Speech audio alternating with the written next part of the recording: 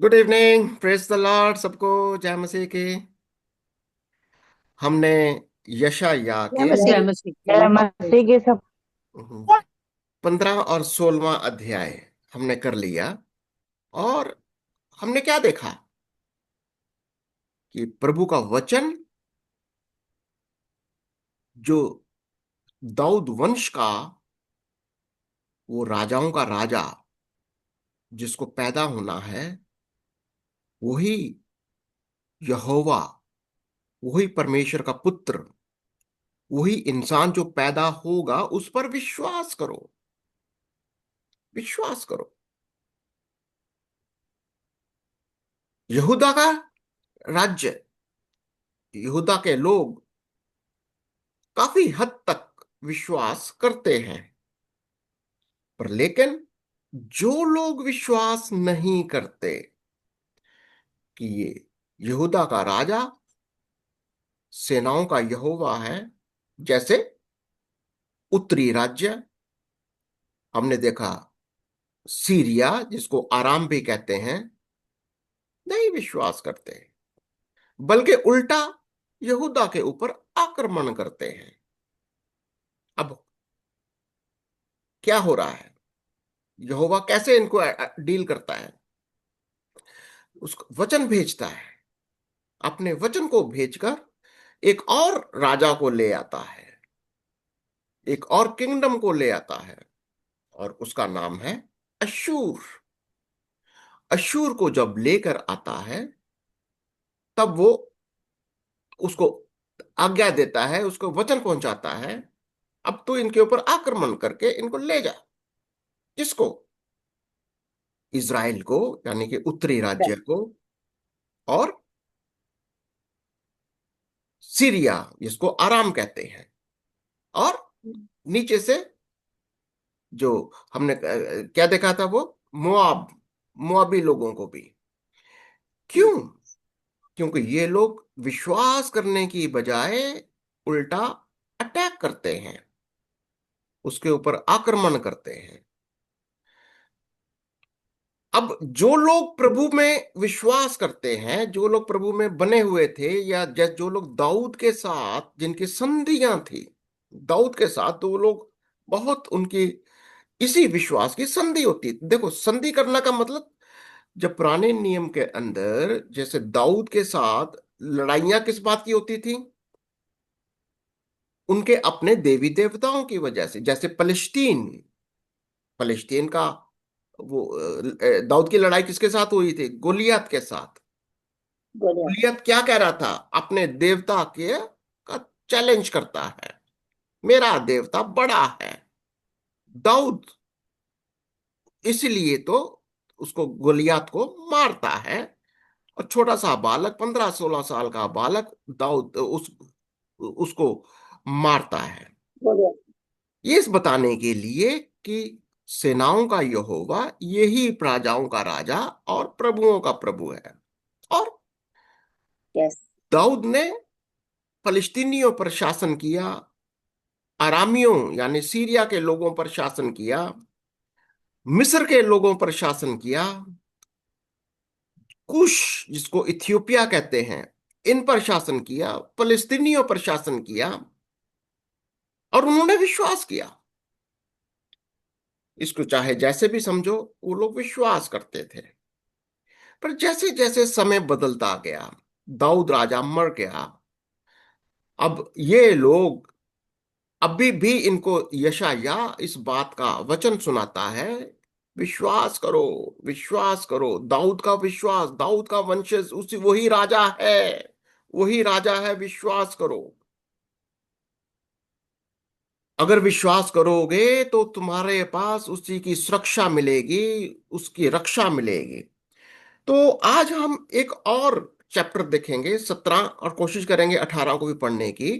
यशायाह का 17 और 18, कि दमिश्क जिसको सीरिया कहा जाता है, आराम कहा जाता है, दमिश्क उसकी राजधानी है। और उसके अंदर कहता है कि एक तो सीरिया को, और दूसरा मैं इज़राइल को। इज़राइल कौन सा है? वो उत्तरी राज्य है। इसको मैं दंड दूंगा, इसको मैं दंड दूंगा। तो हम धीरे धीरे समझेंगे कि क्या प्रभु का दंड है, क्यों दंड देता है इसको। यशाया 17 और उसकी धीरे धीरे तीन तीन आयतें पढ़ेंगे तो हमें आइडिया लगता जाएगा कि प्रभु इनको दंड क्यों दे रहा है। यशाया 17 और उसकी पहली तीन आयतें पढ़ो। यशायाह 17, उसकी हेडिंग है परमेश्वर दमिश्क और इज़राइल को दंड देगा। यस।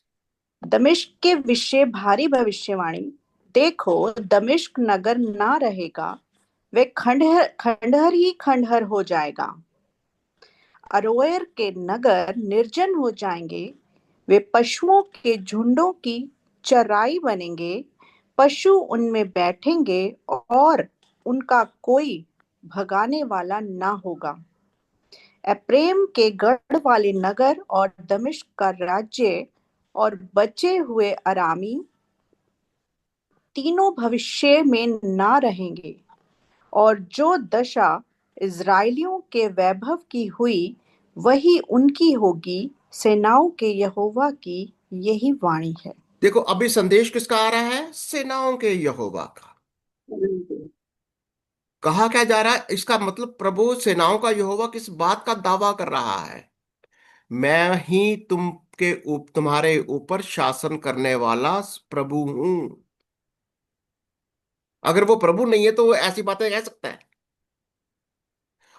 इनका भी प्रभु है, सेनाओं का यहोवा है वो दमिश्क के ऊपर वो भविष्यवाणी करता है, तुझे तेरा देश दमिश्क यानी आजकल सीरिया जिसको कहते हैं, वो अपने आप को बहुत पावरफुल समझ रहा है। यहां तक कि इज़राइल जो उत्तरी राज्य है उसके साथ संधि करते हुए एकदम से अटैक करने के भी उसके अंदर आ जाता है। प्रभु कहता है तुम्हें मैं ऐसा कर दूंगा कि तेरा देश खंडर हो जाएगा। कोई बंदा जान जान कहता है कि कोई बैठे क्या लिखता है वो, झुंडों के की चराई बनेंगे, पशु में बैठेंगे, कोई उनको भगाने वाला ना होगा, कोई बंदा नहीं रहेगा।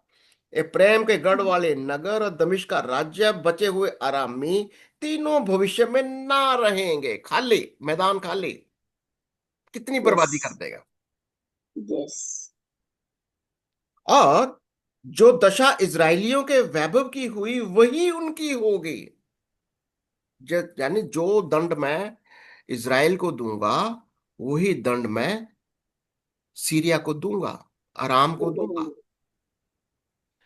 और 4 से पढ़ लेते हैं, 4 से लेकर 7 6 तक पढ़ लेते हैं। 4 में कहता है, उस समय याकूब का वैभव घट जाएगा और उसकी मोटी देह दुबली हो जाएगी। याकूब और कौन सा, याकूब के क्या हो गया, ये हो गया यहूदा। याकूब मतलब यहूदा का वंश, जो दक्षिणी राज्य है। अभी इनका तो, इनको तो छोड़ रहा है ना, अभी तो इनको इनको ज्यादा इनके ऊपर वो अटैक नहीं होने दे रहा, पर लेकिन इनको वार्निंग भी दे जा रहा है। ये याकूब को कुछ कहा जा रहा है। हाँ, उस समय यानी जब ये सब कुछ होगा, याकूब के साथ क्या होगा, याकूब का वैभव घट जाएगा और उसकी। मोटी देह दुबली हो जाएगी। हम्म। और ऐसा होगा जैसा लवने वाला अनाज काट कर बालों। बालों को हम्म। बालों बालों को अपनी अंकवार में समेटे, या रपाईम नामक तराई में कोई सिला बिनता हो, हम्म। तो भी जैसे जैतून वृक्ष के झाड़ते समय कुछ फल रह जाते हैं, अर्थात फुनगी पर 2-3 फल और फलवंत डालियों में कहीं कहीं 4-5 फल रह जाते हैं, वैसे ही उनमें सिला बिनाई होगी। इज़राइल के परमेश्वर यहोवा की यही वाणी है। क्या मतलब, यहूदा दक्षिणी राज्य, तुम्हारा भी कुछ ऐसा ही मुझे मुझे दिखाई दे रहा है, यही तुम्हारे साथ होने वाला है। तुम्हारा भी ऐसे ही नाश होगा। कुछ ही लोग, मैंने क्या कहा था, रेमनेंट। रेमनेंट का मतलब कुछ, आप इसको निशान लगाइए, रेमनेंट को। ये बार बार इस बात को दोहराता है वो, कि कुछ लोग ही बचे रहेंगे तुम्हारे अंदर।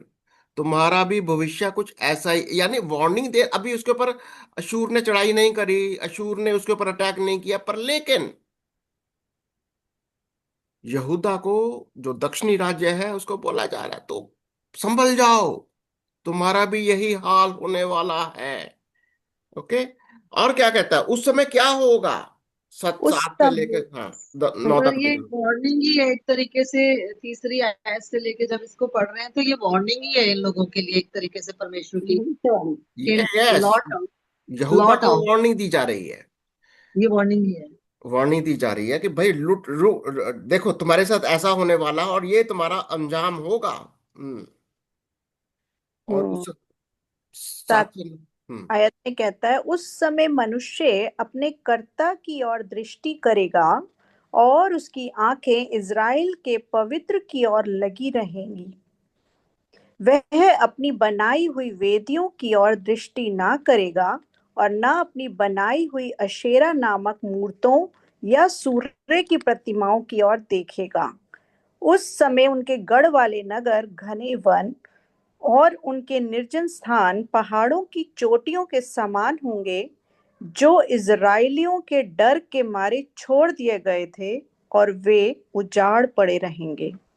क्या होगा? तुम्हारे जितने भी ऊंचे स्थान हैं, जहां जहां तुमने मूर्तियां रखी हुई हैं, जहां जहां इज़राइल मूर्ति पूजा करने जाता था, लोग उसको देखकर दौड़ जाएंगे, डर जाएंगे।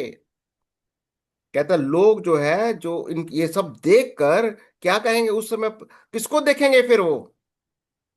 मनुष्य अपने कर्ता की ओर दे दृष्टि करेगा, उसका, उसकी नजरें कहाँ होंगी? इज़राइल के पवित्र की ओर लगी रहेंगी। हम्म। क्योंकि प्रभु दंड दे रहा होगा ना। जब प्रभु इज़राइल को, सीरिया को, अराम को दंड दे रहा होगा, तब लोग डर जाएंगे, सहम जाएंगे। तब कहता है ये पहाड़ों से लोग भाग जाएंगे। उस समय उनके गढ़ वाले नगर घने वन, उनके निर्जन स्थान पहाड़ों की चोटियों के समान होंगे, जो इजरायलियों के डर के मारे छोड़ दिए जाएंगे। इजरायलियों का डर क्या है? अरे, जो अगर इनके साथ ऐसा होने वाला है, अगर इनको ऐसा दंड दिया जा रहा है, वो भागेंगे। और क्या होगा? क्योंकि 10 आयत। क्यों? क्योंकि तू अपने उद्धारकर्ता परमेश्वर को भूल गया हम्म। और अपनी दृढ़ चट्टान का स्मरण नहीं रखा। इस हम्म। कारण चाहे तू मनभावने पौधे लगाए और विदेशी कलम जमाए, चाहे रोपने के लिए दिन तू उनके चारों ओर बाड़ा बांधे और सवेरे ही को उनमें फूल खिलने लगे, तो भी सं, संताप और असाध्य दुख के दिन उसका फल नष्ट हो जाएगा। क्या मतलब है? इज़राइल को हम्म। क्या कहा जा रहा है? क्योंकि तू अपने उद्धारकर्ता को, अपने परमेश्वर को तू भूल गया है, अपनी चट्टान को तू याद नहीं रखता। अब तू जितना मर्जी यत्न कर ले, जितने मर्जी पेड़ पौधे लगा ले, जो कुछ मर्जी कर ले। अब यहां पर आपको आइडिया क्या लग रहा है? प्रभु का कंट्रोल क्या है? तुम्हारी सारी एग्रीकल्चर, तुम्हारा सारा बिजनेस, तुम्हारा सारा कारोबार, कुछ भी स्टेबल नहीं रहेगा। सब कुछ मैं उजाड़ दूंगा। तो कुछ भी करने की कोशिश कर ले, नहीं होगा। सब कुछ मैं। और क्या होगा? बहुत सारे लोग, अब तो बहुत सारे राष्ट्रों की बात हो रही है। 12वीं आयत से, 12वीं आयत से।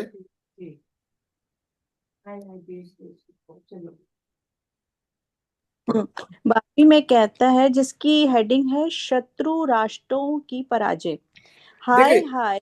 देखो, याद रखना कि जो राष्ट्र, जो जो देश यहूदा के प्रभु यहोवा, सेनाओं के यहोवा के ऊपर विश्वास नहीं करते, जिनको प्रभु का संदेश दिया गया, जिनके साथ दाऊद ने भी वाचा बांधी, जिनको प्रभु ने बहुत सारा फलवंत भी किया, उनकी सुरक्षा भी की, आज अगर वो विश्वास नहीं करते, अब उनको वो क्या कह रहा है? वो शत्रुता कर रहे हैं, क्या कह रहा है उनको? पढ़िए जरा 12वीं आयत से।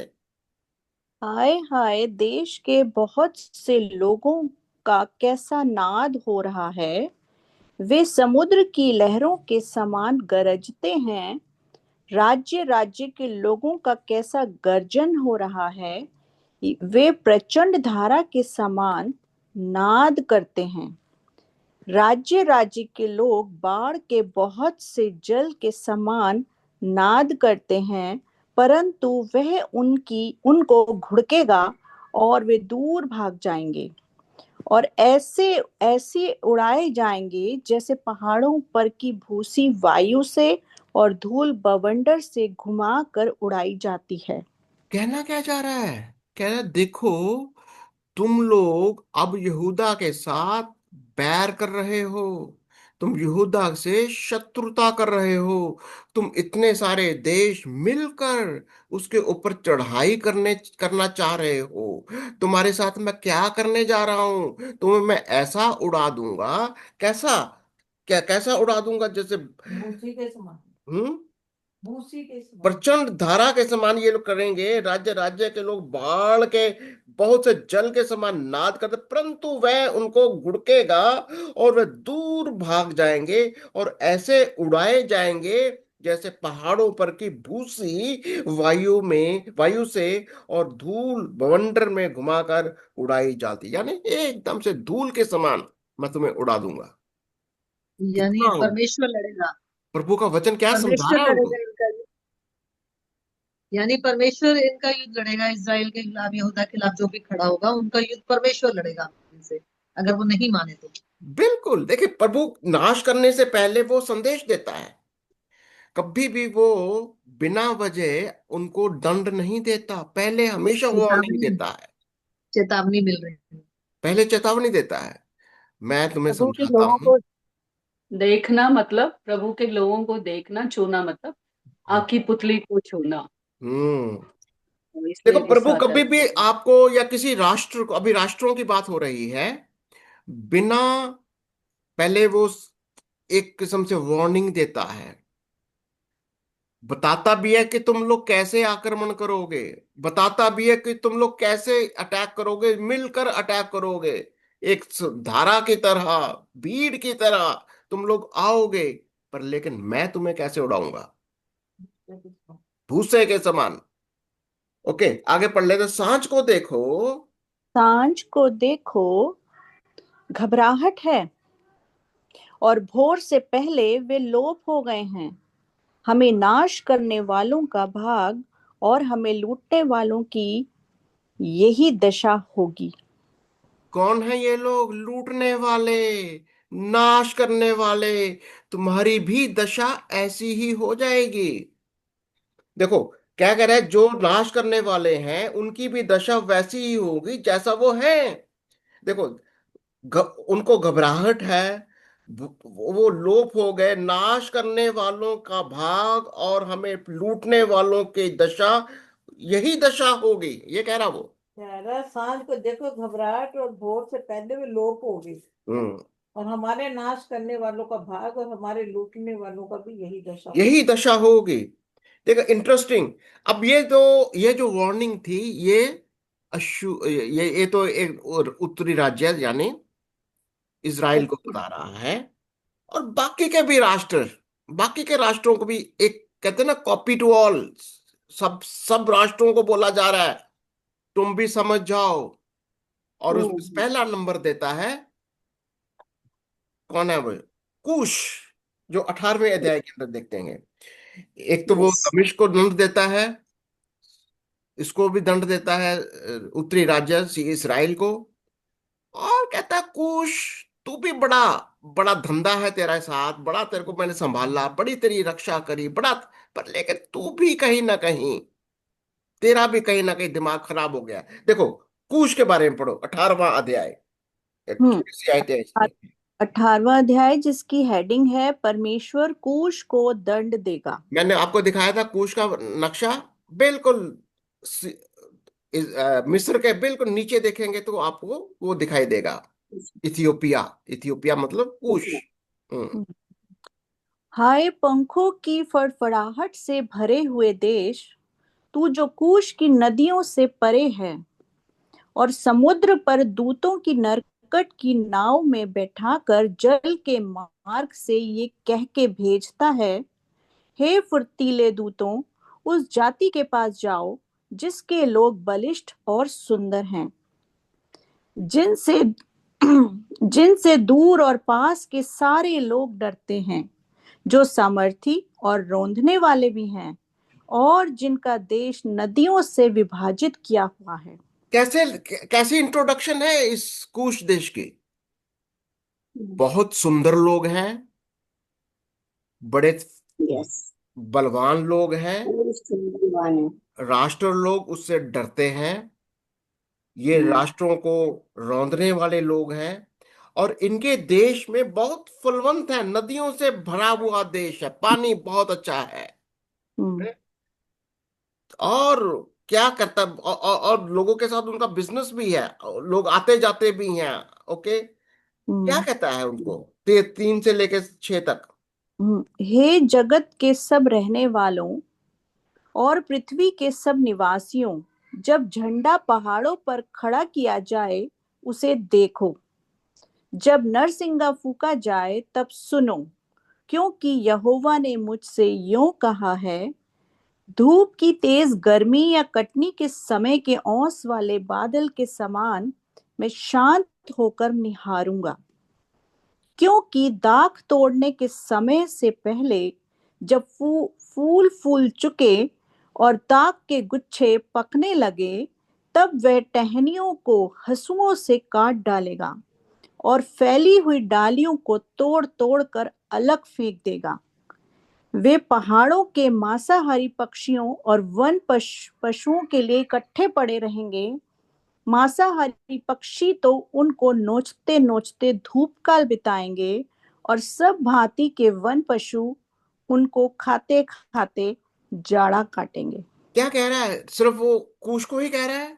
नहीं, जगत औरों को भी कह रहा है कि और सब जाति के रहने वालों, सब जगत सुन लो। जगत के सब रहने वालों और पृथ्वी के सब निवासियों। सब सुन लो। प्रभु क्या आदेश दे रहा है। देखो प्रभु का वचन क्या है कि सिर्फ वो यहूदा को बोल रहा है? क्या वो सिर्फ इज़राइल को बोल रहा है? क्या वो सिर्फ फलस्तीनियों को बोल रहा है? नहीं, वो सारे जगत को बोल रहा है, सब जातियों को बोल रहा है ये, कि अगर तुम ये विश्वास नहीं करते तो तुम्हारे साथ ये होगा। तुम अपनी बहुत तुम्हारी फसलें पक चुकी होंगी, मैं काट डालूंगा। तुम्हारी टहनियां अभी पकने से पहले मैं काट कर नीचे गिरा दूंगा। तुम्हारे सारे पेड़ जो भी काट पीट कर पशु खा जाएंगे। ये कहने का मतलब क्या है? परमेश्वर का क्रोध, उसका क्रोध सब क्या कहते हैं, पहाड़ों के मांसाहारी पक्षियों। 6 आयत को देखो जरा। वे और पहाड़ के मांसाहारी पक्षियों और वन पशुओं के लिए इकट्ठे पड़े रहेंगे। हम्म। मांसाहारी पक्षी तो उनको नोचते नोचते धूप काल बिताएंगे और हम्म। सब हाथी के वन पशु उनको खाते खाते जाड़ा काटेंगे। चले के वही सब खा जाएंगे। उस समय क्या होगा? उस समय जिस जाति के लोग बलिष्ठ और सुंदर हैं और जिनसे दूर और पास के सारे लोग डरते हैं, और जो सामर्थी और रोंदने वाले हैं, और जिनका देश नदियों से विभाजित किया हुआ है, उस जाति से सेनाओं के यहोवा के नाम के स्थान सिय्योन पर्वत पर सेनाओं के यहोवा के पास भेंट पहुंचाई जाएगी। ठीक है। तब तुम जानोगे। तब क्या करेगा? ये तुम लोग, फिर तुम भेंटें लेकर आओगे, अधीनता में आओगे। तब जाति जाति के लोग इसी सेनाओं के यहोवा के पास वापस आओगे, भेंटें लेकर आओगे। अब ये वो भविष्यवाणी कर रहा है, पर अगर तुम विश्वास नहीं करते, अगर तुमने मेरी आज्ञा का पालन नहीं किया, तो तुम्हारे साथ ऐसा ही होगा। ओके। आइए कुछ एक सवाल जो आप देख लेते हैं अभी कि यही बात बार बार जब बोली जा रही है कि तुम बाद में आओगे, इससे पहले अपने आप को चेंज करो। क्योंकि अभी पिछले 17वें अध्याय में भी यही बात आई कि फिर तुम उद्धार करने वाले परमेश्वर की ओर ताकोगे, है ना, यहोवा की ओर अपना मुंह को करोगे। इसी बात में भी, इसी में भी आ रहा है। तो इंसान को जितना भी, जैसे अभी इसमें 18 की 3 में पढ़ के आए कि संसार के निवासी जो पृथ्वी पर हैं, हम्म। जो इस पृथ्वी पर रहते हैं, सभी मानव जाति को पहले से पहले अपने आप को उसकी ओर लगाए। बिल्कुल, संदेश क्या है? अभी आज भी अगर हम देखेंगे तो प्रभु का वचन क्या कहता है? राष्ट्रों का, राजाओं का राजा कौन है? प्रभु यही तो बता रहा है। उस समय भी बता रहा है, आज भी यीशु मसीह इसी बात की घोषणा भी करता है कि वो सिर्फ इज़राइल का ही राजा नहीं है, इज़राइल का ही प्रभु नहीं है, यहूदा का ही प्रभु नहीं है, वो पूरे जगत का प्रभु है। वो उसने सिर्फ यहूदियों के लिए अपनी जान नहीं दी, पूरे जगत के लिए, पूरे जगत का वो राजा है। पूरे जगत के पापों को अपने ऊपर लेकर हमें माफ करता है, हमें आजाद करता है। ये वाली शिक्षा है वो। पर लेकिन साथ ही साथ ये भी संदेश देता है, अगर तुम विश्वास नहीं करते, इसका क्या मतलब है? अगर तुम उस यहूदा के वंश, उस दाऊद के वंश के ऊपर, उस राजा के ऊपर, यानी यीशु मसीह के ऊपर एक उद्धारकर्ता करके तुम उसको ग्रहण नहीं करते, तो तुम क्या कर रहे हो? तुम उसका विरोध कर रहे हो, तुम उसका इनकार कर रहे हो। और फिर वो सिर्फ वो कूश को ही नहीं, इज़राइल को ही नहीं, असीरिया को ही नहीं, सब राष्ट्रों को कह रहा है, तुम भी सुन लो, तुम भी समझ लो। जैसे मैं इसको ना, और वो इज़राइल को भी नहीं छोड़ता। अगर इज़राइल भी विश्वास नहीं करता, उसको भी वो दंड देता है। फिर हम सब उसी कैटेगरी में आ जाते हैं। आज भी बहुत सारे लोगों का, कई बार क्योंकि ज्ञान की कमी की वजह से, चाहे वह मसीही हो, ईसाई हो, कुछ भी हो, अगर आप प्रभु को ठीक तरीके से नहीं समझते, नहीं ग्रहण करते, अगर आपने यीशु को मसीहा करके, परमेश्वर का पुत्र, सेनाओं का यहोवा, उसको नहीं मान रहे, आप उसका विरोध कर रहे हो, आप उसको ग्रहण नहीं कर रहे। उसका दंड क्या होगा?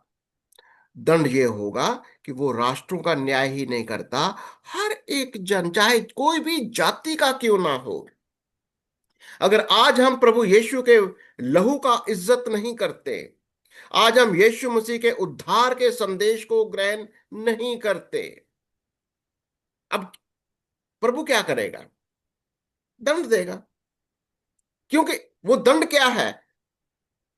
असली दंड तो वो शैतान को देना चाहता है, लूसीफर को देना चाहता है, संसार के राजा को देना चाहता है। हमने ये देखा था, संसार के राजा कौन है?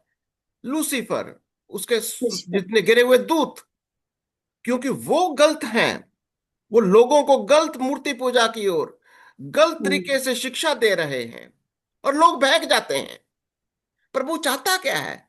उधर मत देखो, इस लूसीफर, वो शैतान, वो सांप की ओर मत देखो, उसकी मूर्तियों की ओर मत देखो। किसकी ओर देखो? यहोवा की ओर देखो, बहुत प्रभु यीशु मसीह की ओर देखो। वो तुम्हें ऊंचा उठाएगा। वो तुम्हारे, देखो, अगर हम इसको बारीकी से देखेंगे कि वो इनकी आर्थिक दशा को भी इंप्रूव करता है। चाहे वो मिस्र हो, इथियोपिया हो, अशूर हो, अगर आप देखेंगे सीरिया हो, इनकी जो पुराने नियम के अंदर कुछ क्रॉस रेफरेंसेस हैं, अभी टाइम नहीं है, मैं आपको फिर दिखाऊंगा। दाऊद जब इनके इनके साथ रहता था, इनकी इनका आर्थिक व्यवस्था बड़ी स्ट्रांग हो जाती थी, अच्छा व्यापार चलता था। पर लेकिन अगर वो दुश्मनी करते हैं, व्यापार भी ठप, उनका आर्थिक व्यवस्था भी खराब, और उनकी मिलिट्री पावर भी बिल्कुल खत्म।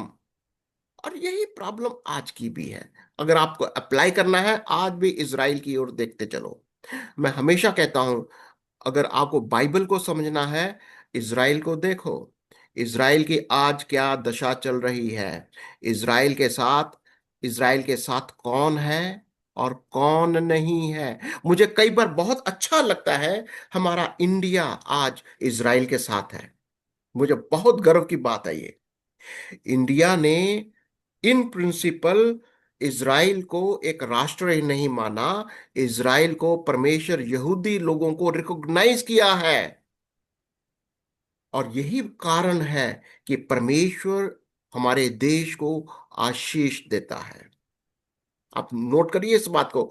जो देश, चाहे कोई भी क्यों ना हो, जो इस यहूदा को, इज़राइल को, उसके प्रभु को, सेनाओं के यहोवा को उस इज्जत नहीं देता, चाहे वो कोई भी दे, मैं नाम नहीं लेना चाहता, आप नोट करिए, अपनी अपनी बुद्धि लगाइए जरा, चारों ओर जरा नजरें घुमाइए। जो लोग इसराइल का आक्रमण करते हैं, जो लोग इसराइल से दुश्मनी करते हैं, क्या हालत होता है। चाहे वो सीरिया हो, तो चाहे कोई हो, चाहे वो हुती हो, कुछ हो, प्रभु उनको खत्म कर ही देता है। ये बहुत बड़ी शिक्षा है। और प्रभु सिर्फ उस दिन का इंतजार कर रहा है कि जब इजरायली मसीहा का आने का इंतजार कर रहा है। वो जब यीशु आ जाएगा, तब प्रभु का काम पूरा हो जाएगा। आज यहूदी लोग यीशु को वो ही बाल का इंतजार कर रहे हैं कि वो पैदा होगा, पर लेकिन वो मसीहा का विश्वास करते हैं, वो परमेश्वर के वचन का विश्वास करते हैं। और ये परमेश्वर की योजना भी है कि जब तक सबके सब लोग विश्वास में ना आ जाए। विश्वास एक ही चीज है। विश्वास कोई आपकी पर्सनल चीज नहीं है। विश्वास सिर्फ ये है, क्या आप यीशु को परमेश्वर का पुत्र, यहोवा, सेनाओं का यहोवा, मसीहा करके विश्वास करते हो या नहीं। यही विश्वास है, बाकी की बातें बाद में है।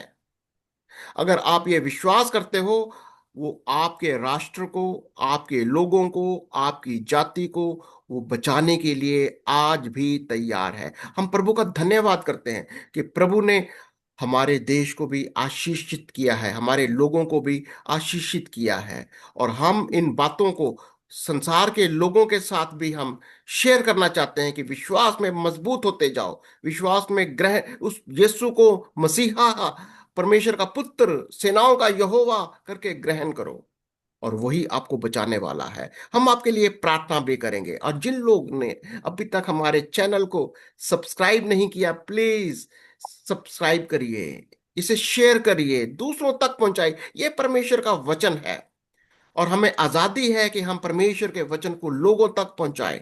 और प्रभु आपको आशीष देगा अगर आप परमेश्वर के वचन को सीखें और दूसरों को भी सिखाएं। और अगर आपका प्रार्थना का कोई भी विषय हो, हम आपके लिए प्रार्थना भी करते रहेंगे। आइए हम सब प्रार्थना में चलते हैं उस परमेश्वर के चरणों में। धन्यवाद करते हैं प्यारे पिता, धन्यवाद प्रभु जी। आपकी उपस्थिति में बैठना प्रभु कितना उत्तम है प्रभु जी, कितनी शांति है प्रभु मेरे खुदा। आज के कलाम के लिए प्रभु हम आपका धन्यवाद करते हैं, आपके पवित्र वचनों के लिए धन्यवाद करते हैं प्रभु जी।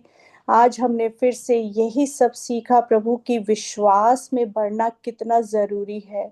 जो लोग आप पर सच्चे दिल से विश्वास करते हैं, आपके वचन पर विश्वास करते हैं, उस पर चलते हैं, नियमित रूप से सच्चे दिल से तेरी आराधना करते, तेरी स्तुति करते प्रभु, तो तू उनको कितना महान कर देता है, तो उनको कितनी आशीषें और बरकतें देता है प्रभु जी। सच में प्रभु आपका वचन सच्चा है, धन्यवाद करते हैं। आपका वचन जीवित है प्रभु जी। मेरे खुदा हम धन्यवाद करते हैं कि आपका वचन पढ़ने से जो जीवन हमें मिलता है प्रभु। धन्यवाद करते मेरे प्यारे परमेश्वर, धन्यवाद प्रभु जी। और आज फिर यही सुसमाचार आपने हमें दिया कि हम आपके इकलौते पुत्र पर विश्वास करें कि वो ही मसीहा है।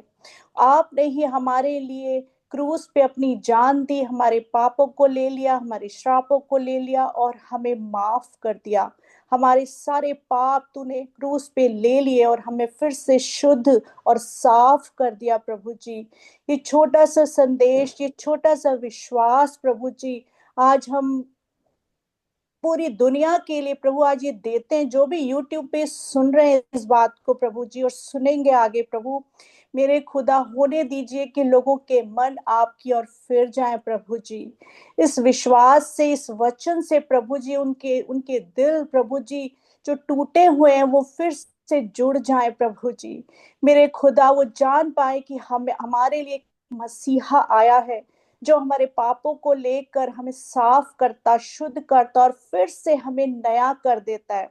और ऐसा मसीहा, ऐसा परमेश्वर जो हमसे प्रेम करता है, हमें अपनी शांति से भरता है, हमें उद्धार देता है और हमें हमें अपनी बरकत और आशीषों से भरता है, अपने आनंद से भरता है प्रभु जी। मेरे खुदा होने दीजिए कि लोगों के दिल प्रभु जी आपकी ओर फिर जाए प्रभु जी। धन्यवाद करते समय के लिए प्रभु जी, सारे भाई बहनों के लिए जिन्होंने अपना समय दिया प्रभु जी। और आप में समय जो बिताया जाता है वो कभी व्यर्थ नहीं होता प्रभु, आपका वचन बताता है। मेरे खुदा इस समय मैं प्रार्थना करती प्रभु जी सिस्टर मंजू के लिए, जो आपने, पहले तो धन्यवाद करती कि आपने उनकी खांसी को पूरी रीति से चंगा कर दिया प्रभु, धन्यवाद करते हैं। और भाई की जो रिक्वेस्ट आई है उनके अंकल के लिए प्रभु जी, उनको भी प्रभु जी तेरे लहू में छुपाते, तेरे हाथ में सरेंडर करते लॉर्ड। मेरे खुदा जो भी आपकी इच्छा है उनके जीवन के लिए प्रभु जी वो पूरी होने पाए मेरे खुदा। मेरे यीशु राजा धन्यवाद करते हैं प्रभु जी पास्टर जी के लिए, आंटी के लिए, जिन्होंने इतनी दूर बैठकर भी प्रभु जी हमें वो सारा आज का ताजा मन्ना दिया प्रभु जी। उन्होंने अपनी प्रभु जी उस चीजों को पूरा किया जो उन्होंने आपके साथ प्रॉमिस किया प्रभु जी, वो आज उन्होंने हमें फिर से प्रभु जी हमारे साथ जुड़े प्रभु जी। फिर से उन्होंने हमें वचनों की गहराई के बारे में समझाया और आप तक हमें पहुंचाया प्रभु जी। धन्यवाद करते हैं, इनके पूरे परिवार को तेरी आशीष बोलते, तेरी बरकत बोलते हैं मेरे खुदा, तेरी शांति बोलते प्रभु जी। और जितने भाई बहन इस ग्रुप में जुड़े प्रभु जी, उन सब के घरों में भी तेरी शांति बोलते, तेरी बरकत बोलते, तेरी आशीष बोलते मेरे प्यारे परमेश्वर। इनके घर में पवित्र आत्मा जी आपका वास हो प्रभु जी। एक एक जन तेरी पवित्र आत्मा से भरने पाए प्रभु, तुझे प्रेम से प्रभु जी अपने दिल में प्रभु जी बसाने पाए प्रभु जी, तेरा वेलकम करने पाए मेरे खुदा। धन्यवाद करते, जो भी भाई बहन नहीं आ पाए उनको भी प्रभु जी हम आत्मा में याद करते हैं, उनको भी आशीष देना, अच्छा स्वास्थ्य देना मेरे खुदा। धन्यवाद करते, धन्यवाद पिता, धन्यवाद यीशु, धन्यवाद पवित्र आत्मा जी, धन्यवाद। सारी आदर महिमा हम आपको देते हैं प्रभु जी, सारी आदर महिमा आपको देते हैं प्रभु जी, सारी आदर महिमा, क्योंकि आप इसके योग्य हैं प्रभु जी। और इस छोटी सी प्रार्थना को हम यीशु आपके प्यारे मीठे और जीवित नाम में मांगते हैं, सुने और ग्रहण करें, आमीन।